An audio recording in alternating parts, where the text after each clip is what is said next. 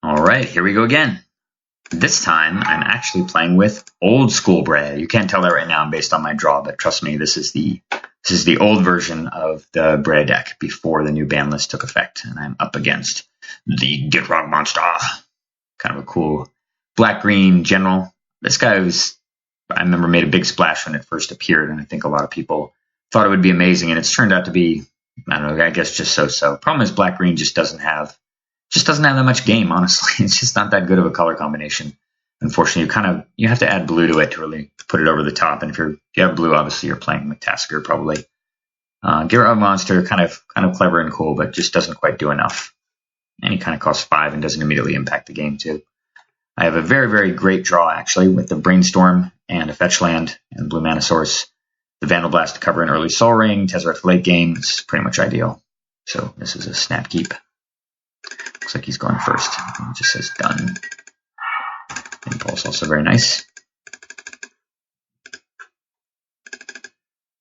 Let's see what's going on here. Nothing. I'm going to brainstorm in a turn. I see Treachery and Winter Orb. Treachery is super strong against his frogginess. You can just steal that guy in a couple of turns as well. And Winter Orb probably surprisingly deadly against him too. I'll put that back for now, and that's why I'm not playing my fetch land, because I definitely do want to draw the Winter Orb. I have to decide whether or not I want to impulse at the end of the turn. So he cycles Tranquil Thicket. Obviously, cycling lands are awesome with Gitrog monster, as is Ghost Quarter. He casts Cultivate. I'm going to impulse in response to this. I don't really have very many things that I could counter it with, but the fact that he did play Ghost Quarter means that he probably doesn't have a 4th land to go with his 2. And if I can get lucky and pick up Force of Will, I would almost certainly Force of Will to Cultivate here, because I don't think that I need probably don't need the Impulse, may not even need the Mystical Tutor, and if he can't cast Gitrog monster, if he's mana screwed, then I can just throw away the Treachery trivially and just go with the longer plan of clamping him under Winter Orb. The other reason also why I'm not too sad about impulsing is because even though Winter Orb would be good against him, I do have the backup plan of Tezzeret. And look at that. Haha. My old friend, the Soul Ring. Talk about having a love-hate relationship. It's like a recurrent ex-girlfriend or something. You just can't quit it. Can't quit it, but you hate it at the same time. You take the Soul Ring. Oh, and he has a 4th land anyway, so... Oh, and that's right. Of course, he got it with the Cultivate, which resolved. Mystical Tutor. What to get? There's definitely some choices in here.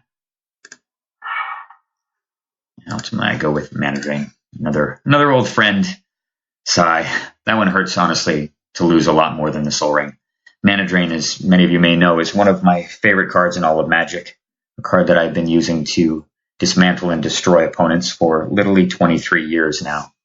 And, yeah, kind of sad I don't get to play with it in 1v1. I understand why it's banned, and I will be actually talking about the ban list at length in one of my future videos, so you'll get all my thoughts on Mana Drain. But for the time being, I get to play with it. Because this game took place on April 22nd. I'm just going to play a land and say, go ahead and cast anything, man. The hell are you going to do? Oh, he casts Raven's Crime. Interesting. Oh, that's kind of a cool card, actually, to have. Retrace is an incredibly powerful mechanic with the Gitrog monster, because if you continuously draw lands off of it, you can just basically Raven's Curse over and over and over again. You discard all the lands that you draw, and they have no hand, and you've got a Gitrog monster and a handful of cards. So it's really, really neat synergy, actually. I like to see that combo of Retrace and Gitrog monster. But no reason to counter. Of course, I can just throw away the useless Vandal Blast. It's got another land to discard. So in this situation, I think about it for a while, and I really, really want the Soul Ring, of course. Obviously, I want Mana Drain. Gilded Lotus and Tezzeret are too good to be true. So I'm just going to throw away the Treachery. I just don't think it's that important. I think he's just going to be busy Ravens criming the hell out of me anyway, instead of playing his creature. And I'm probably going to have to throw away the Treachery anyway. I'm not going to sack because I want to get another land. I don't. So I'm just going to play Soul Ring and be done. And I expect to get Ravens crimed a bunch of times here. My hope is that he just gets a little bit greedy and taps out and plays his Gitrog monster, and I'm able to Mana Drain it and then just completely blow him out with Gilded Lotus into Tezzeret into Winter Orb. Of course, he makes me discard at the end of the turn. Actually, we have to draw and discard. So I call it the Chromatic Lantern totally useless.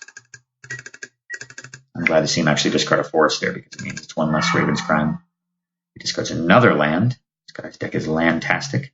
And I'm going to, of course, get rid of one of the counter spells, following my maxim of don't ever hold more counters than you can cast in a turn, especially when you're forced to discard. And then he plays Pulse of Murasa, targeting a land, clearly with the intention of Ravens criming me again. And this costs 3 mana, so it's getting mana drained. And this is such an example also, just like how mana drain can just blow a game out right away because of how much extra development it gives you, especially with things like Gilded Lotus and with Planeswalkers. I think that probably the biggest synergies that mana drain has, period, are with Planeswalkers, because there's some really, really extremely powerful Planeswalkers in the 5 to 7 mana range. And while they're very strong, you often have to commit all of your mana and tap out and play them. But when you mana drain something substantial, like in the 4 to 5 mana range, then you can play a Planeswalker like Karn Liberated and counter twice behind it. And there's no way to get through that usually for most decks.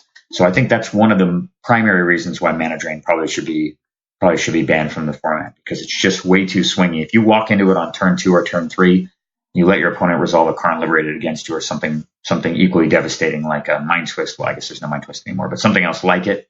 Maybe Amnesia, maybe even a Gilded Lotus would often be enough to kill you. And it's too much for too little. That's really the problem with the card. It's just there's absolutely no drawback to using it. It's strictly the best counter spell, bar none, in EDH. I don't care what people say about Force of Will being stronger. It definitely is not even remotely on the same power level as mana drain when it comes to EDH. In other formats, it's debatable, and there are certainly formats where Force of Will dominates and is extremely format defining and format warping. But just in a format with a lot more heterogeneity in terms of the spells that you're playing against, in a format that's very bomb heavy, mana drain just owns everything else. There's nothing even close. I'm going to play Gilded Lotus. I'm going to play Desert Seeker, as mentioned before. I'm going to play Winter Orb and strip mine his untapped land. And that, my friends, is checkmate. There's no way any deck really escapes from that, much less a deck that's built around a 5 mana general, casting Raven's Crime on an opponent with no cards in hand. So that is the end of the game. And sorry, Mr. Dream King. On the bright side, you won't have to play against this degeneracy ever again. Because as far as I could tell, he didn't play anything that was on the ban list, and I played multiple cards on the ban list. So I would feel a little bit greedy. But this is still back on April 21st, so I had an excuse. Anyway, I think this is one of the last few games that I have in 1v1 that's going to be using the old ban list. Hope you guys enjoyed that little bit of nostalgia, even though it was only a couple days ago. I guess literally one day that the ban happened. And I've got a ton more games to come. I will see you soon.